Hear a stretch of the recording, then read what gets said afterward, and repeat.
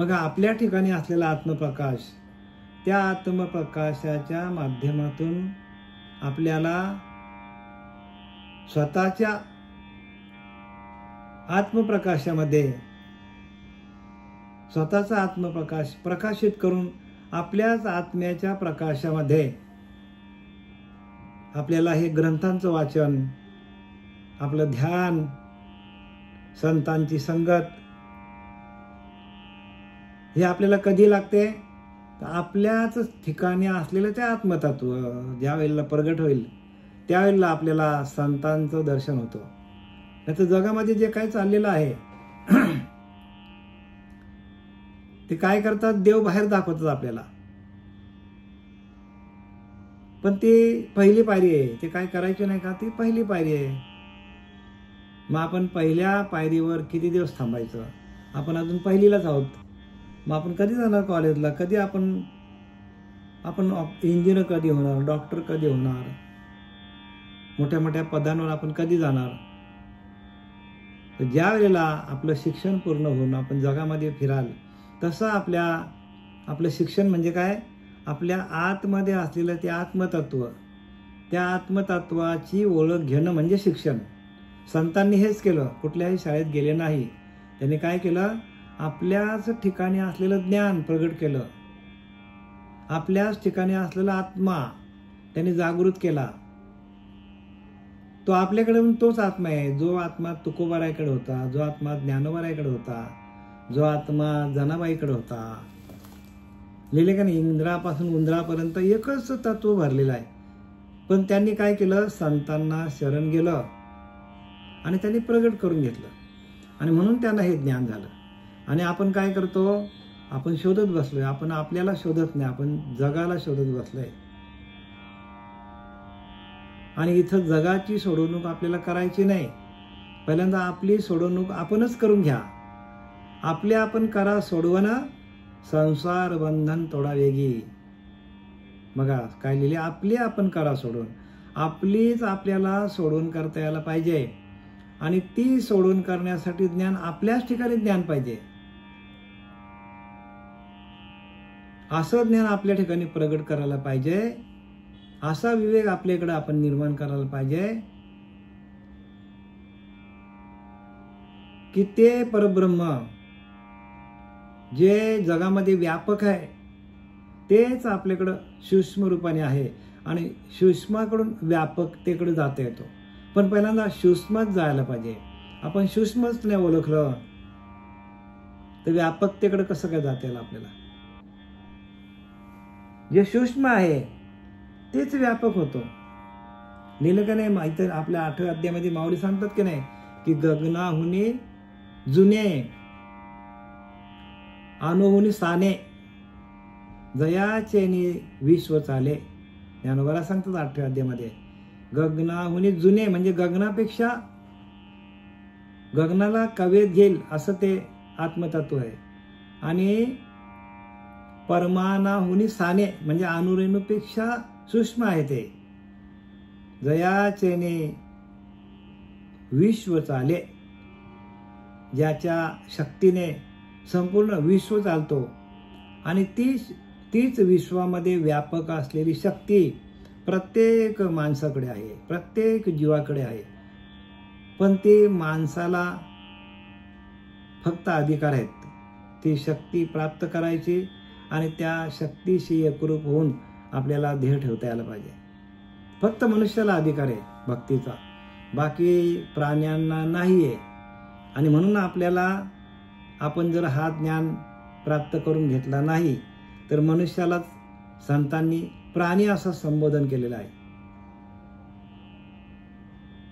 माणसालाच म्हटलंय बरं का, प्राणी या कामी भरू. कोणाला म्हटलंय?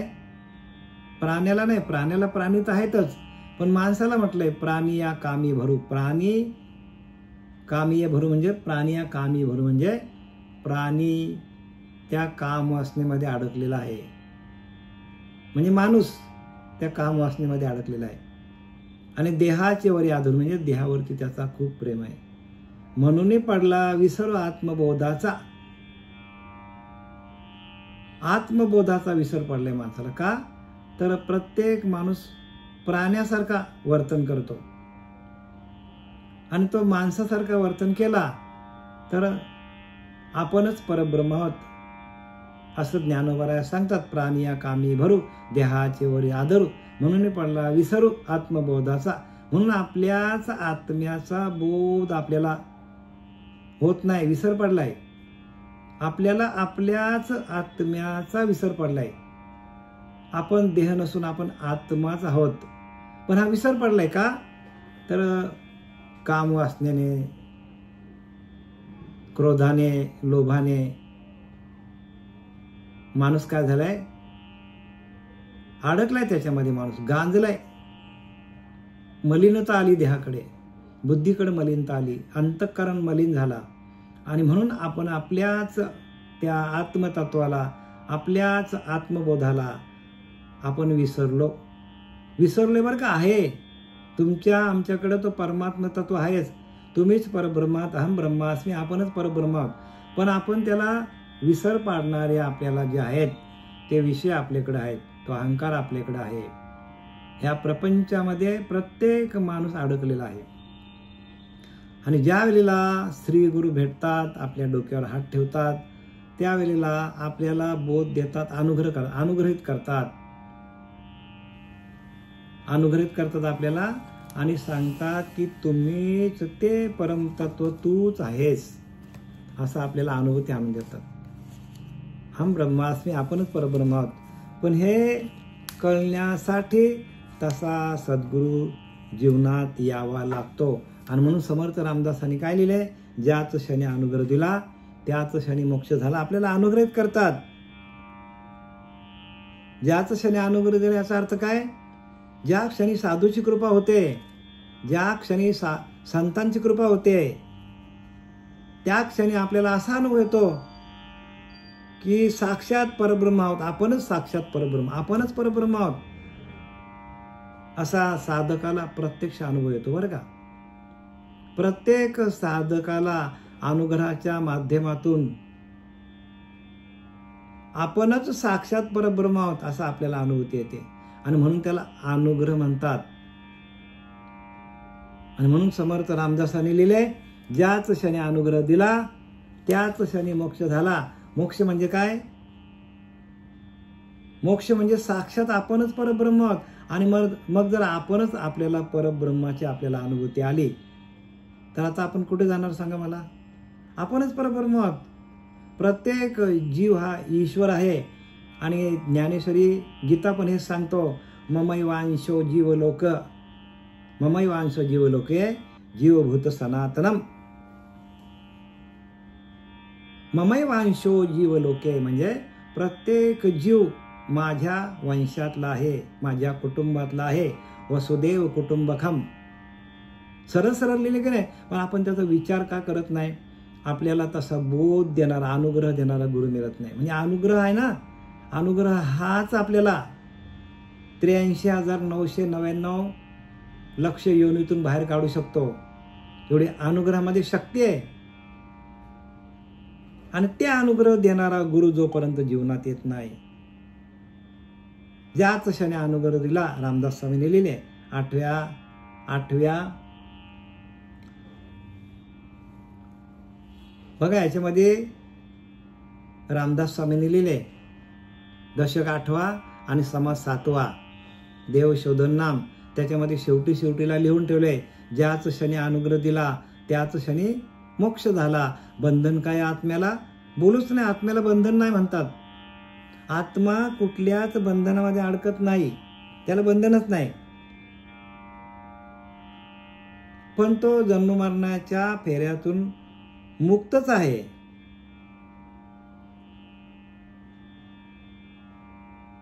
प्रत्येक आत्मा हा मुक्तच आहे. तुम्ही आम्ही मुक्तच आहोत. पण आपल्याला तो बोध होत नाही की आपणच परब्रह्म आहोत. मग ज्याला बोध होत नाही तो काय करतो, तो आपला धावत सुटतो जगामध्ये देव शोधाला.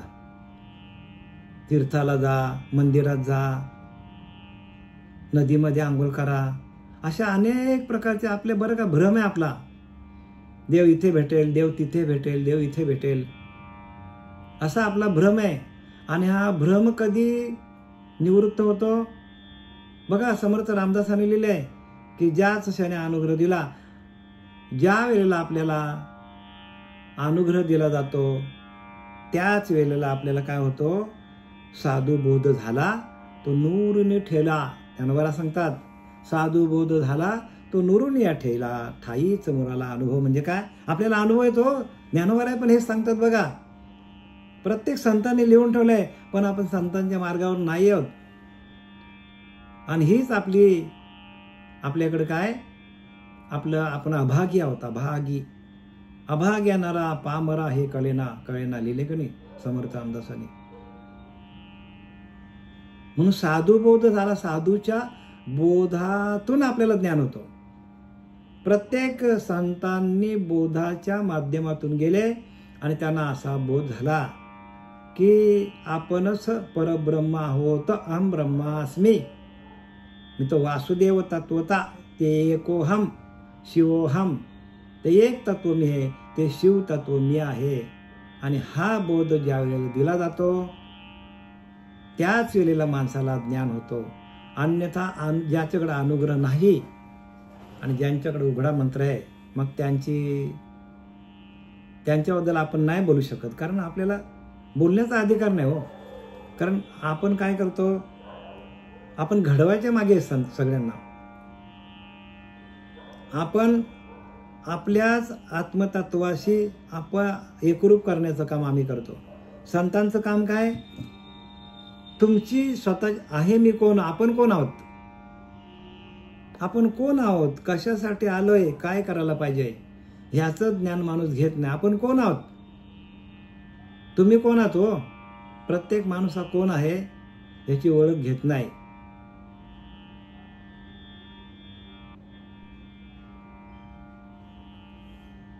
म्हणून गुरु पाहावा बलकट, त्याचे धरावे मनगट, आणि पुसावे 2 प्रश्न, विचारावे 2 प्रश्न, मी कोण आणि देव कोण. पण याचे उत्तर कोणी शोधत नाही. आणि इथं तर सांगतात की आपणच परब्रह्म आहोत.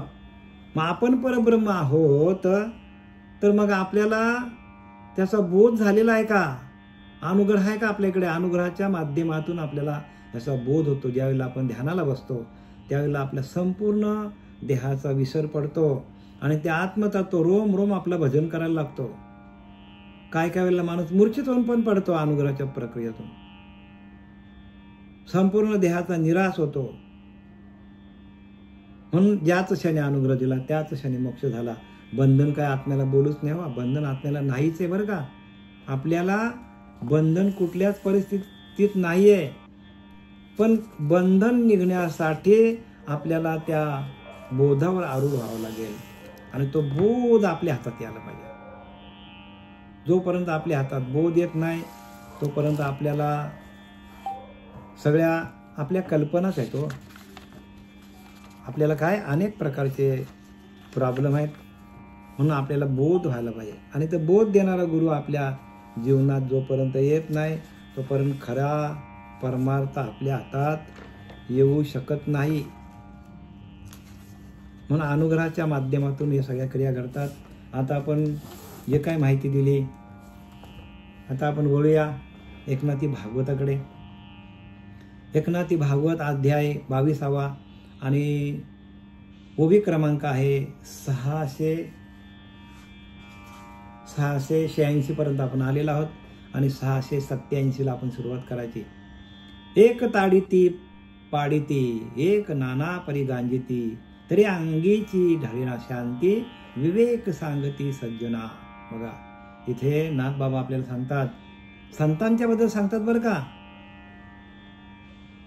संतांच्या बद्दल, संत कशा असतात आणि आपण संतांच्या पावलावर पाऊल टाकण्यासाठी आपल्याला संतांची ओळख पाहिजे. संत काय असतात?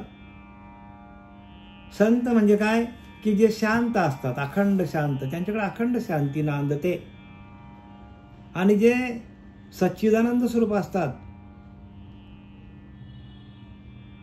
सत म्हणजे शाश्वत, चिदानंद, जो आनंद आहे, जो चिदानंद आहे तो शाश्वत आहे. आणि तो प्रत्येक माणसाकडे आहे, पण आपण तिथपर्यंत पोहोचत नाही का? तर आपण मल विक्षेप आवरून याच्यामध्ये आपण अडकलेलो आहोत. प्रत्येक माणूस अडकलेला आहे या प्रपंचामध्ये, आपण अडकलेलो आहोत. आणि त्या अडकलेलं आपल्याला काढायचं असेल तर श्रीगुरूंना शरण जायला पाहिजे. आणि श्रीगुरूंना शरण गेल, संतांना शरण संताविन प्राप्ती नाही, ऐसे वेद दे तसे ग्वाही. संतांशिवाय प्राप्ती नाही होती. आणि संत त्यांनाच म्हणा की जे अनुभव आपल्याला देतात. आणि 83,999 योनीतून आपल्याला बाहेर काढतात या अनुग्रहाच्या प्रक्रियेतून. अनुग्रह सगळ्यात महत्वाचा आहे. अनुग्रह म्हणजे आपलेच ज्ञान, आपलेच ध्यान, आपणच ब्रह्म आहोत. अनुग्रह ऐसा जेथे तेथे पहावे आपलेच रूप बघा. जिकडे जाल तिकडे प्रत्येकामध्ये, प्रत्येक जीवामध्ये तो भगवंत आहे असा आपला भाव आला पाहिजे.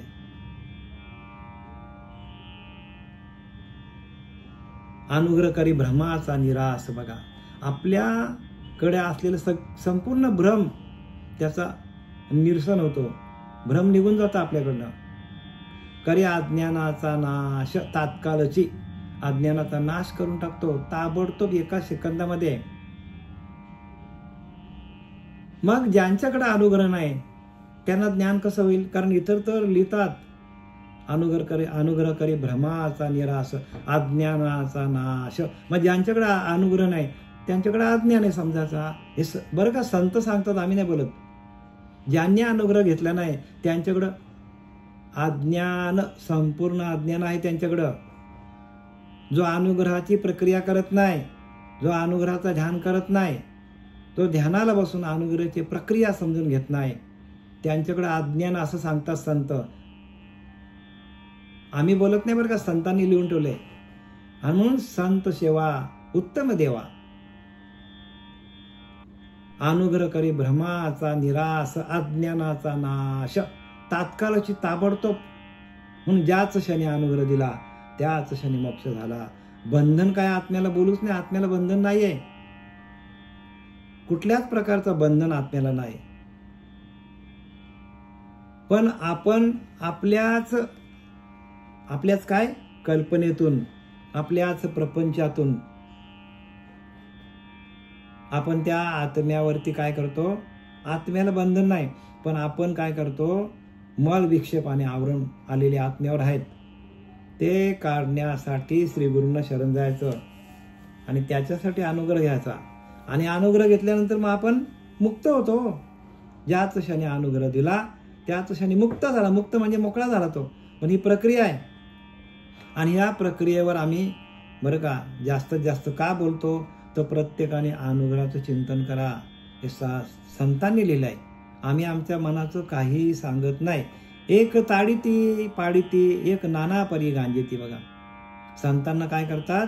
एक ताडीती एक पाडीती एक नाना परी गांजेती तरी अंगीची ढळेना शांती. कोणी संतांना मारतो काय, कोणी काट्यानं काय मारतो, कोणी अंगावर काय थुंकतो सांगायला नको तुम्हाला. नाथबाबांच्या अंगावर तो यवन किती वेळा थुंकला सांगायला नको परत तुम्हाला. पण नाथबाबांची शांती अजिबात ढळली नाही.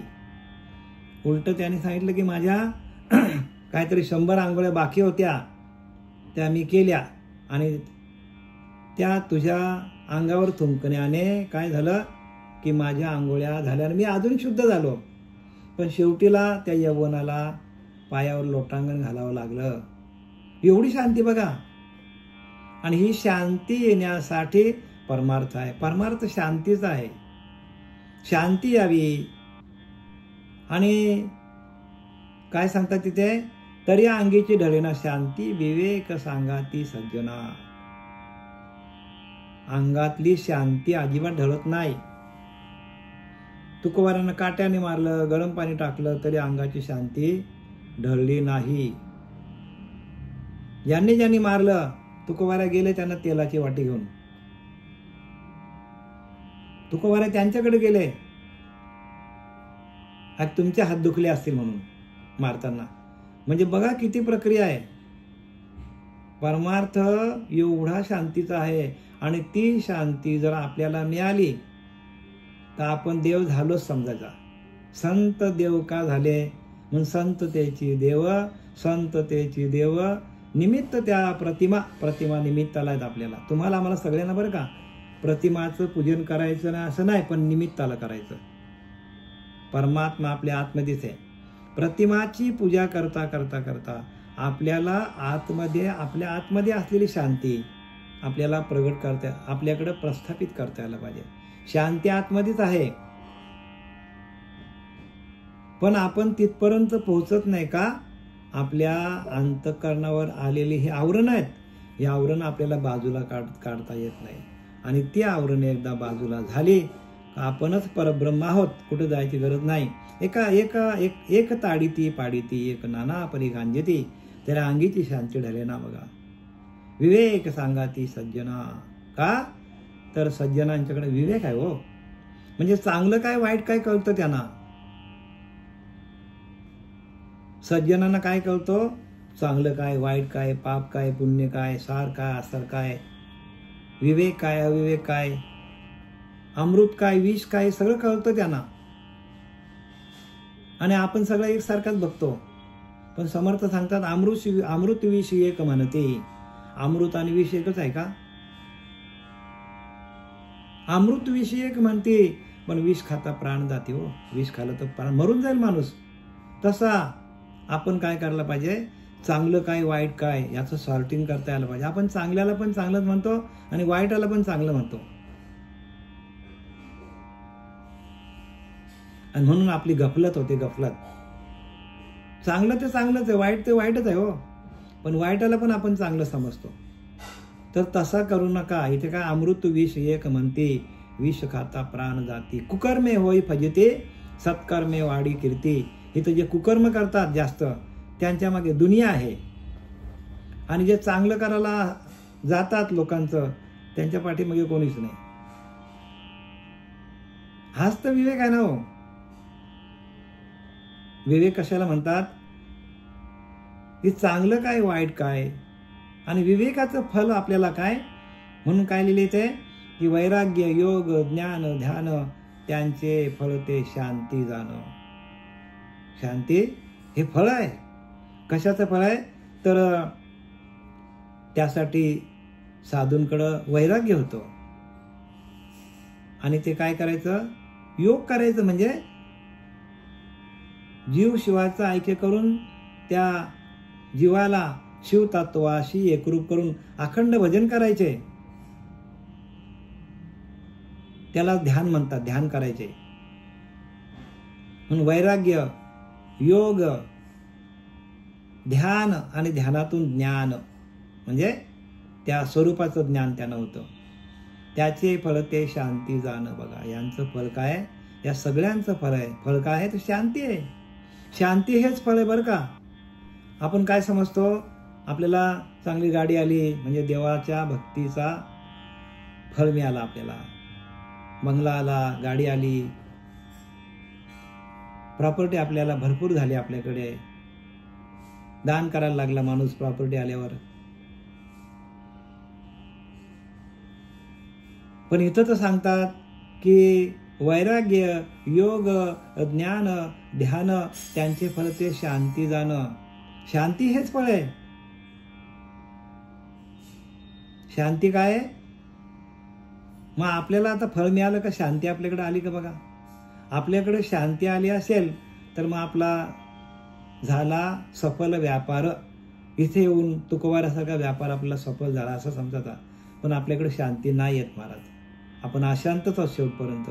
ते शांती साधुनी संपूर्ण आपण पया आपण उद्धरती. बघा, शांती आपल्याकडे आली कारण आपणच आपला उद्धार करतो.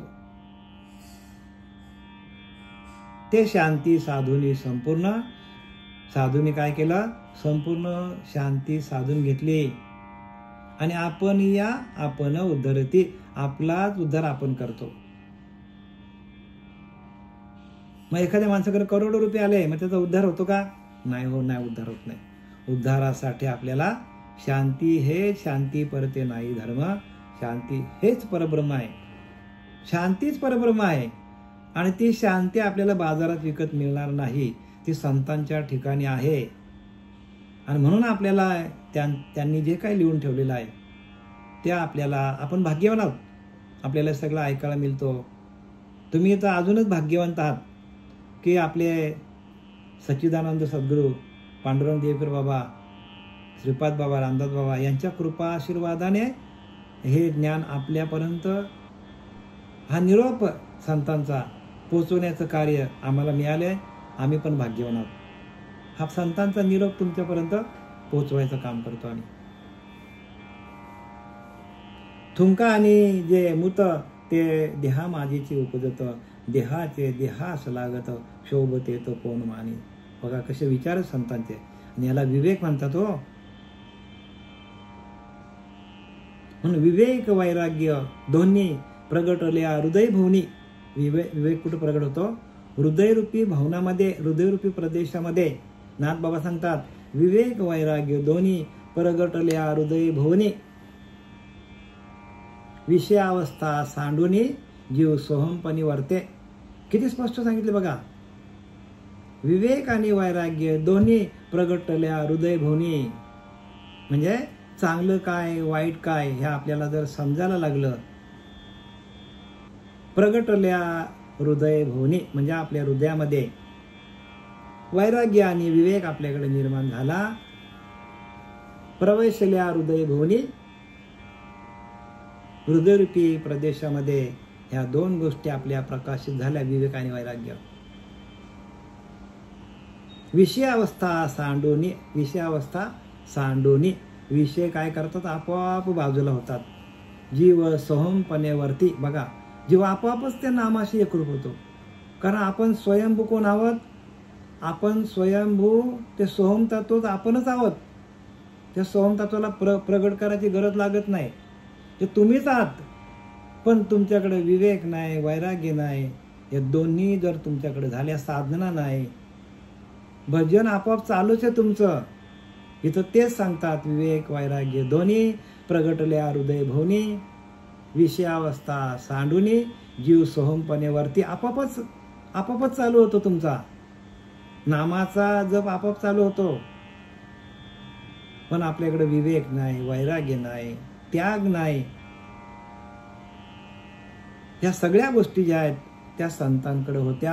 आणि म्हणून त्यांनी काय केलं बघा, तुमका आणि जे मूत ते देहाची माझी उपजत. बघा, एखादा त्यांच्यावर माणूस थुंकला, एखादी घाण टाकली, त्यांच्या विष्ठा टाकली, मलमूत्र केला संतांच्या अंगावर, तरी ते काय समजायचे. बघा किती त्यांच्याकडे विवेक आहे, किती शांती आतमध्ये. अजिबात शांती ढळून देत नाही. का तर शांती ढळली, शांती ढळली की माणूस काय होतो? त्या परमात्मा तत्वापासून वेगळा होतो आणि विषयांकडे वळतो. आणि विषय काय आहेत? विषय हेच माणसाला कुठे नेतात? अधोगतीला नेतात. जरा राग आला तरी आपण गेलो अधोगतीला, जरा काम वासना आलं तरी गेलो आपण. म्हणजे विषय वासना जी आहे त्या वासनेपोटीच माणसाला जन्म घ्यावा लागतो. आणि ती वासना एकदा का वासना ती समोर खणून काढावी. वासना आपली जायला पाहिजे. प्रत्येक जीवाकडे वासनेने भरलेला अंतःकरण आहे. आणि ते वासनेनं भरलेला अंतःकरण विवेक आणि वैराग्यातून आपल्याला परब्रह्म तत्वाशी एकरूप करून देतो. विवेक वैराग्य आणि आपल्याला विषय अवस्थेपासून बाजूला करते. देहीचे देहात लागत क्षोभ देतं का, म्हणजे जे आतमध्ये घाणे पोटामध्ये, असं संत समजतात की जे आपल्या संत असं समजतात की जी संताच्या पोटामध्ये जी घाण आहे तीच घाण लोक आपल्या अंगावर फेकतात. मग आपल्याला त्यात त्रास काय? बघा, मलमूत्र जे काय, विष्ठा जे काय असेल संतांच्या अंगावर फेकवली एखाद्याने, दुष्ट माणसांनी, तरी त्यांना राग येत नाही. का? मग किती समजदारीपणे बघा, जी माझ्या पोटात घाणे आहे ती बाहेर काढून लोकांनी माझ्या अंगावर टाकली. मग किती बघा, किती विचार, कसे विचार आहेत त्यांचे. याला म्हणतात विवेक. आणि हा विवेक तुम्हाला तारू शकतो ना, याला म्हणतात शेवटची भक्ती. बरं काही, याला ज्ञान कैवल्य म्हणतात. आणि ज्ञान कैवल्याच्या भक्तीत गेल्यानंतर ही संतांची अशी अवस्था होते. म्हणून ज्ञान गिळून गावा गोविंदा, ज्ञान गिळून गावा गोविंदा. ज्ञान झालं तरी ज्ञान पण गिळता यायला पाहिजे माणसाकडे, नाही तर ज्ञानाचा माणसाला अहंकार होतो. पण संतांना तो झालेला नाही, म्हणून ते संत आहेत.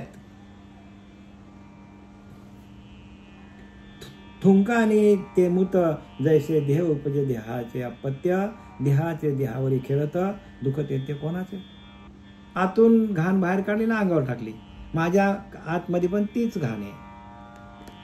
मलमूत्र टाकला लोकांनी अंगावर, तरी माझ्याकडे मलमूत्र आहे तेच त्यांनी माझ्या अंगावर टाकलं. म्हणजे असं स्वतःला शांत करून घेतात आणि म्हणून ते संत आहेत.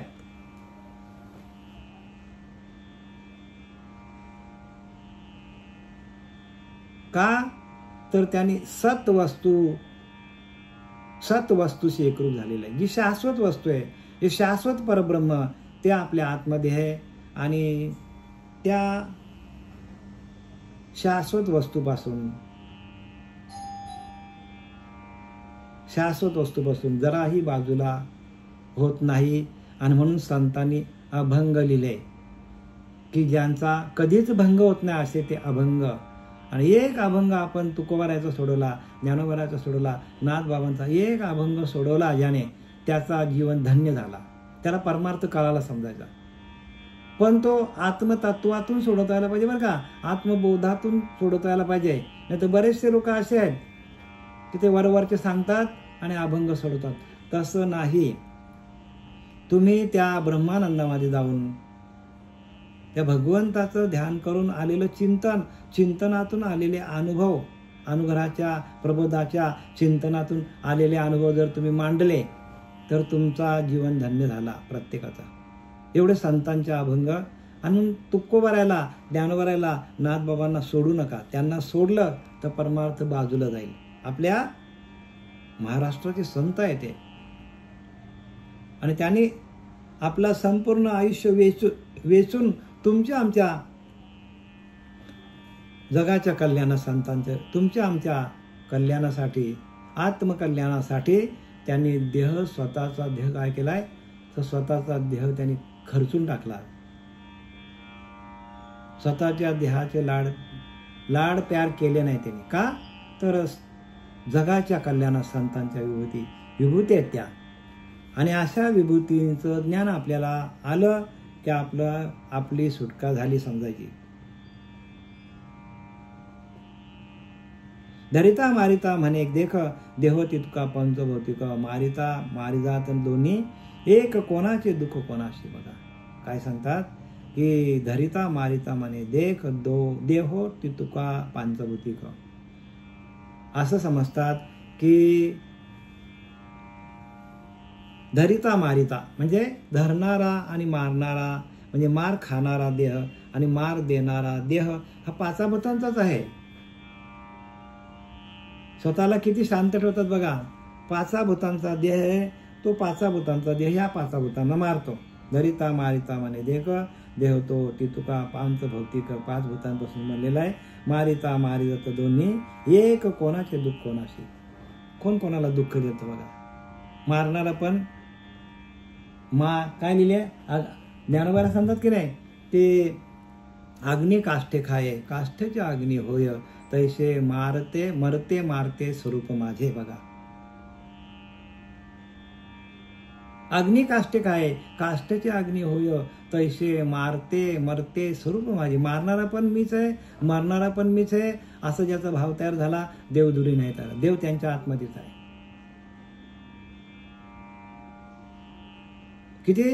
किती स्पष्टीकरण देतात संत. पण आपल्या त्या टालक्यात घुसलं पाहिजे ना. हे टालक्यात घुसण्यासाठी आपल्याला ध्यान करायला पाहिजे, संतांची संगत करायला पाहिजे. आणि हे आपले जे ग्रंथ आहेत, आपल्या धर्माचे ग्रंथ आहेत, त्या धर्माच्या ग्रंथाचं वाचन सोडून आपण नको तिकडे पळत चाललोय. आपण नको त्या लोकांच्या मागे आपण लागलोय. आणि म्हणून आपल्याला ह्या ज्ञानापासून आपण वंचित आहोत.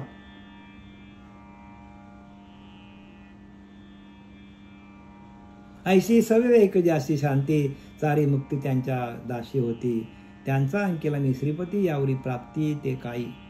आता भगवंत सांगतो उद्धवाला, बघ उद्धवा, ऐशी सविवेकाची शांती. शांती कशी पाहिजे? विवेकासहित शांती पाहिजे, म्हणजे जाणीवपूर्वक शांती पाहिजे.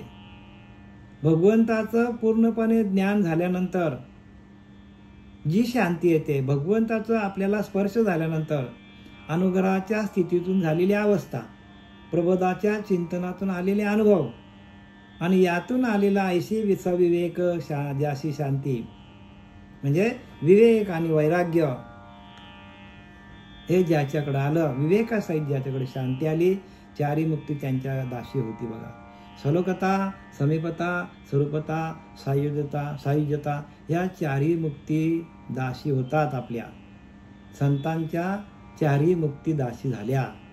चारी मुक्ती बरं का, सलोकता, समीपता, स्वरूपता, सायुज्यता ह्या चारी मुक्ती दाशी होतात. कशा होतात? तर ऐशी सविवेक ज्याची शांती, विवेकासहित ज्याच्याकडे शांती आली, ज्यांच्याकडे शांती आली त्यांच्याकडे परमात्मा, त्या शांतीसाठी परमात्मा प्रत्यक्ष हृदयामध्ये येऊन बसतो आणि चारी मुक्ती त्यांच्या दाशी होती. आणि अशा संतांच्या चारी मुक्ती लोटांगण घालतात ज्यांच्या अंतकरणामध्ये तो शांतीचा भाव तयार झाला, ज्यांच्या अंतकरणामध्ये तो नामाचा भाव तयार झाला, त्यांच्याकडं ह्या चारी मुक्ती दाशी होतात. त्यांचा अंकिला मी श्रीपती, यावरी प्राप्ती ते काय, आणि मी त्यांची दास्य भक्ती करतो. अशा अवस्था म्हणून सविवेक आणि वैराग्य असे ज्याशी तो आपला गुरु आपणापाशी विशेष जाणावा. नाथ बाबा सांगतात, सविवेक आणि वैराग्य असे ज्याशी तो आपला गुरु आपणापाशी विशेष करून जाणावा. विवेकासहित ज्याच्याकडे वैराग्य आहे तो आपला गुरु आपणापाशी, आपणच गुरु आहोत, आपणच गुरु होतो. आणि ते विवेक आणि वैराग्यांची शांती येण्यासाठी संतांची संगत धरावी लागते. सविवेक आणि वैराग्य असे ज्याशी तो आपला गुरु आपणाशी विशेष जाणावा, विशेष प्रकाराने सांगतात. पण विवेकासहित वैराग्य पाहिजे. नुसताच वैराग्य, आपल्याकडे विवेक नाही, आपल्याकडे त्यागाची भूमिका नाही, आपल्याकडे ज्ञान नाही, वैराग्य नाही, साधन नाही, ध्यान करत नाही, आपण तामसी आहार खातो, कसं काय ज्ञान होईल सांगा मला?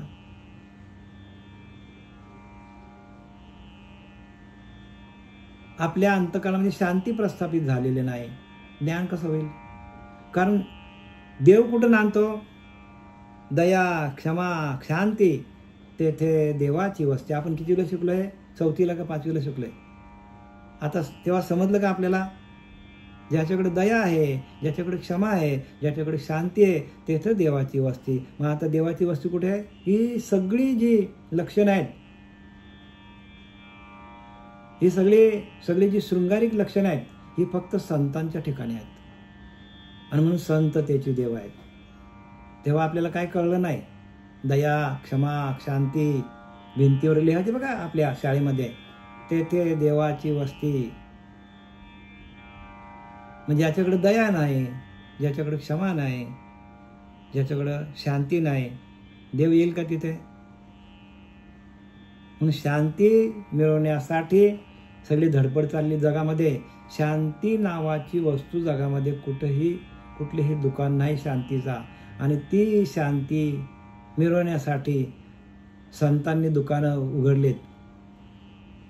संतांना शरण जा, संतांकडे ती गोष्ट आहे, संतांकडे विवेक आहे, संतांकडे वैराग्य, संतांकडे त्याग आहे, संतांकडे शांती आहे. आणि म्हणून संत तेची देव, संतांना शरण गेल्याशिवाय संताविन प्राप्ती नाही, ऐसे वेद देतशी गाई.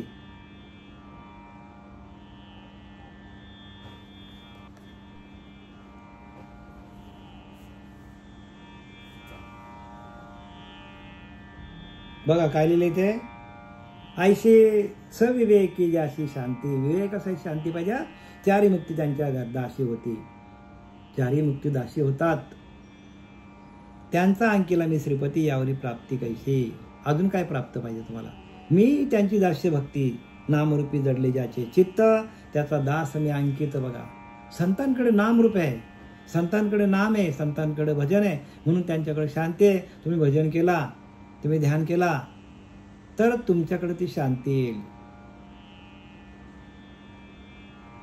आणि शांती हाच परमात्मा आहे असं नाथांना सांगायचं. आणि त्यांनी त्यांचे अनुभव मांडले आणि आपल्यालाही तसेच अनुभव यायला पाहिजे प्रत्येकाला. जेवढं जेवढं तुम्ही शांत होणार, जेवढं जेवढं तुम्ही विषय भोगापासून लांब जाल, जेवढं जेवढं तुम्ही अहंकारापासून लांब जाल, जेवढं जेवढं गुणांपासून तुम्ही लांब जाल, तेवढं तेवढं तुम्हाला शांती तुम्हाला शोधत येईल. आणि म्हणून एकांताचे सुख दे मज देवा, आघात या जीवा चुकून या. भगवंत तुकोबारा सांगतात, एकांताचे सुख दे मज देवा. मी एकांतामध्ये गेल्यानंतर मला सुख आहे. एकांताचे तुका म्हणे आम्हा एकांताचा वास, ब्रह्मी ब्रह्मरस सेवू सदा. एकांतामध्ये गेल्यानंतर आपल्याला ब्रह्माची अनुभूती येतं. आणि ब्रह्मी ब्रह्मरस सेवू सदा, त्या ब्रह्माचा रस आपल्याला सेवन करता येतो. पण एकांतामध्ये जावं लागेल. आणि आपण एकांतामध्ये जातच नाही, आपल्याला ज्ञान कसं होईल?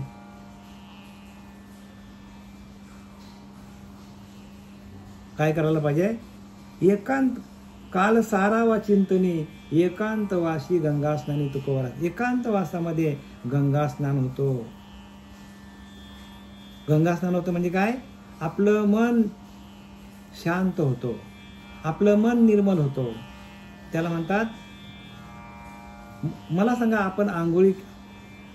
आपण किती पण शरीराला धुतलं तरी आपल्यावरती ते शरीर शुद्ध होणार आहे का?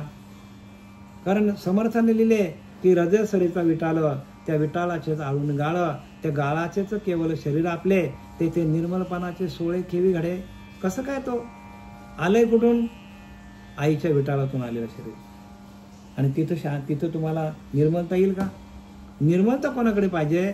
तर निर्मलता मनाकडे पाहिजे. म्हणून तुका म्हणे आम्हा एकांताचा वास. एकांतामध्ये काल सारावा चिंतने, एकांतवासी गंगा स्नान. एकांत वासामध्ये गेल्यावर गंगेचं स्नान. आपण काय करतो? त्या गंगेत जाऊन न्हातो. आता ज्याची इच्छा असेल त्याने न्हावा, आम्ही त्याला काही विरोध करत नाही. पण संतांनी लिहिलंय, संतांचा निरोप तुमच्यापर्यंत पोहोचवण्याचं काम आम्ही करतो. संतांना आलेले अनुभव होते हो, आणि ते तुमच्यापर्यंत पोहोचवण्याचं काम आम्ही करतो. त्यासाठी शास्त्र वाचायला पाहिजे. तेच केवळ जो मोक्षार्थी त्याने सर्वस्वे पाळावी शांती. बघा, ज्याला मोक्ष पाहिजे असेल त्याने शांती पाळा. पण कोणाला असं वाटतं मोक्ष मिळावा? कोणालाच वाटत नाही मोक्ष मिळावा. खाओ पिओ मजा करो, असंच प्रत्येकाचं जीवन आहे. कारण कोणाकडे विवेक नाही, वैराग्य नाही, त्याग नाही, आहार नाही. मग अंतःकरण शुद्ध कसं होईल? अंतःकरण शुद्ध होण्यासाठी ज्या आपल्या आतमध्ये शृंगारिकपणा पाहिजे. म्हणून समर्थ काय सांगतात बघा, की नाना वस्त्रे नाना भूषणे, येणे शरीर शृंगारणे, विवेके विचारे राजकारणे, अंतःकरण शृंगारी जे. बघा, अंतःकरणामध्ये शृंगारिकपणा यायला पाहिजे. नाना वस्त्रे नाना भूषणे, अनेक प्रकारचे माणूस वस्त्र घालतो, अंगावर दागिने काय घालतो, अगदी केसांची काय वेशभूषा काय करतो, केसभूषा काय करतो, लिपस्टिक काय लावतात, पावडर काय लावतात. पण याच्याने काय? नाना वस्त्रे नाना भूषण येणे शरीर शृंगारणे. शरीराचा शृंगार करून ज्ञान होईल का? आपल्याला नाही होणार. म्हणून विवेके विचारे राजकारणे, अंतःकरण शृंगारी जे. म्हणून विवेकातून विचारातून आपल्याला आपल्या अंतःकरणामध्ये अंतःकरण शृंगारता आला पाहिजे. आणि अंतःकरणाची शृंगारिता त्यागामध्ये आहे, वैराग्यामध्ये आहे, ज्ञानामध्ये आहे, ध्यानामध्ये आहे. ध्यान केलं तर अंतःकरण शृंगारिक होईल ना तुमचा. ध्यानामध्ये, ज्ञानामध्ये, त्यागामध्ये, विवेकामध्ये, वैराग्यामध्ये सगळ्या गोष्टी आतमध्ये आहेत. मग आतमध्ये आपण जोपर्यंत येत नाही, आतल्या अंतर्देवाची आपण उपासना करत नाही, अंतर्देव हाच आपला देव आहे, आणि त्या अंतर्देवाशी आपण एकरूप होत नाही, तोपर्यंत आपण अज्ञान आहोत. सगळीकडे अज्ञान आहे. म्हणून पोहणे शिकला तो तरेल, पोहणे नेणे तो बुडेल. येथे अनुमान करायला सकोणी. पोहायला शिका. पोहायला म्हणजे आतमध्ये राहून त्या आत्मदेवाशी एकरूप कसं व्हायचं, आत्मतत्वाशी एकरूप कसं व्हायचं. आत्मतत्वामध्ये आपल्याला पोहता यायला पाहिजे. आत्मतत्व ते आत पण आहे, बाहेर पण आहे. मग त्याच्याशी एकरूप कसं होणं, याला पोहणे शिकला तो तरेल, पोहणे नेणे तो बुडेल. येथे अनुमान करायला ऐसा अनुमानातून ज्ञान होत नाही, प्रत्यक्ष अनुभूती पाहिजे. इथे अनुमानाचं ज्ञान नाही बरं का, इथं अनुभवाचं ज्ञान. म्हणून तुका म्हणे येथे अनुभव प्रमाण शब्दांचे गौरव कामानये. शब्द नुसते बोलून माणूस गार करतो. प्रत्येकांना, सर्व ऐकणाऱ्यांना, श्रोत्यांना सांगणारा माणूस गार करतो, हसवतो, काय त्यांना नको त्या रस्त्याला घेऊन जातो. पण हे सांगत नाही की आपल्याला प्रत्येकाला स्वरूप साक्षात्कार व्हायला पाहिजे. काही लोकांना साक्षात्कार होतो देवाचा साक्षात्कार होणं सहज आहे, पण आत्मसाक्षात्कार फार कठीण आहे. लक्षात घ्या काय बोलतो ते. देवाचा साक्षात्कार बऱ्याच लोकांना होतो, पण स्वतःच्याच आत्म्याचं साक्षात्कार होणं, त्याला आध्यात्मिक ज्ञान म्हणतात. स्वतःच्या अंतरात्म्याचं साक्षात्कार. आणि तो साक्षात्कार कसा होतो हे संतांनी लिहून ठेवलेला आहे. 14व्या अध्यायामध्ये नाथबाबांनी एकनाथी भागवतामध्ये 14व्या अध्यायामध्ये 24 आणि 25 वाचा. श्लोक क्रमांक 24, श्लोक क्रमांक 25 वाचा. त्याच्यामध्ये संपूर्ण दिलंय. आपल्याच आत्म्याचं आत्मसाक्षात्कार कसं होतं हे त्याच्यामध्ये त्यांनी दिलेलं आहे. तुम्ही वाचा, आपल्याला वेळ कमी आहे.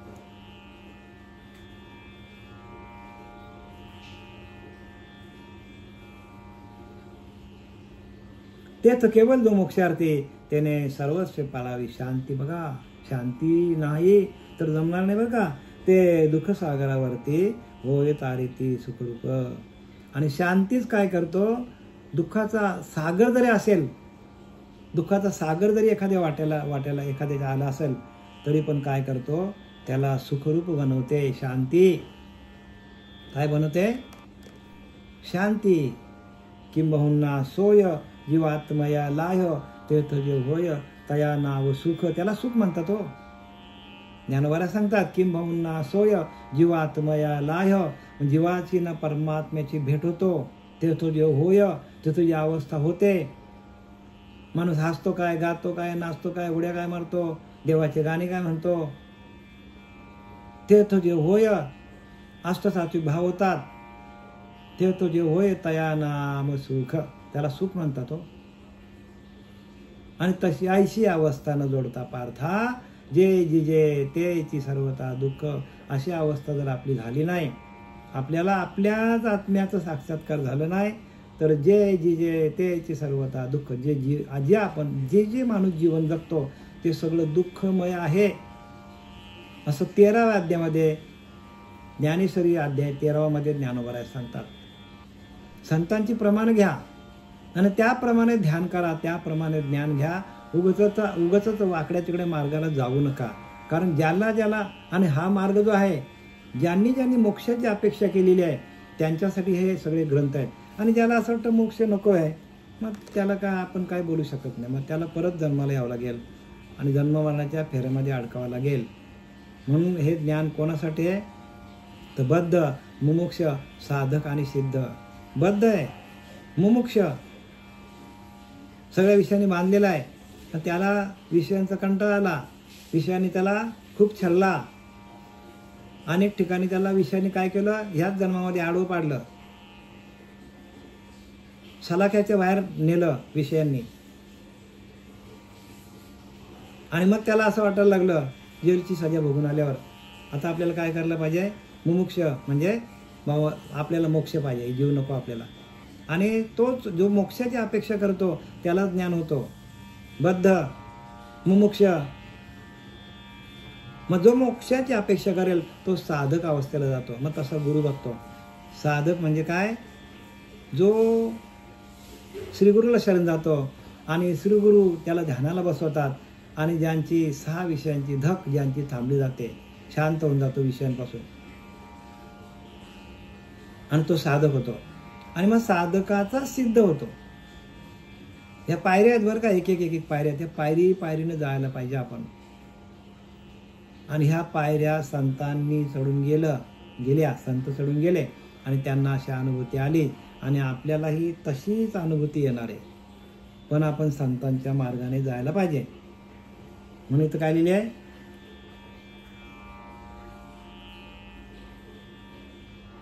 हे तर केवळ जो मोक्षार्थी त्याने सर्वस्व पालावी शांती. शांती यायला पाहिजे. ते दुःखा सागरावरती होय तरी सुखरूप. किती मोठा दुःखाचा डोंगर असेल तरी पण ज्याच्याकडे शांती आली तो त्या दुःखातून बाहेर येतो. म्हणजे शांती हाच परमात्मा आहे. थोडक्यात काय? शांती हेच परब्रह्म आहे. नाथ बाबांना शांती ब्रह्मनाथ महाराज म्हणतात.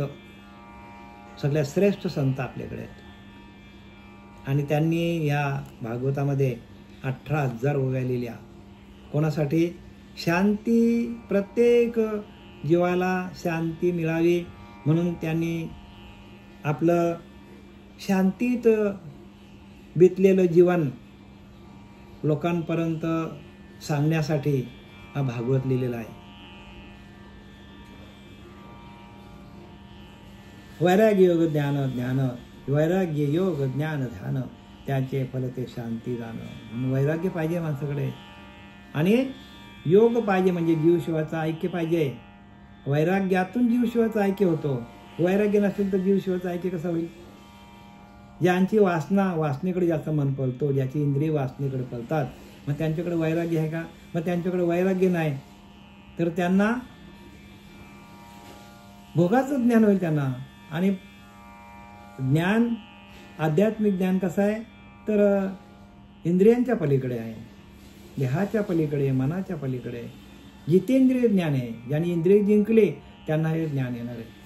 वैराग्य योग ज्ञान ध्यान त्यांचे फल ते शांती जाणे. सगळ्यांचं फल काय आहे? शांती हेच फळ आहे. ते शांती साधूनी संपूर्ण आपण प्रिया आपण उद्धरते. संत काय करतात? ती शांती आपल्या आतमध्ये प्रस्थापित करतात आणि आपल्या आपण सोडून करून घेतात. आपण या आपण उद्धरते. आपणच आपला उद्धार करायचा बरं का. प्रत्येक जीवाला हे समर्थांनी इथं संदेश दिला. या ओवीमध्ये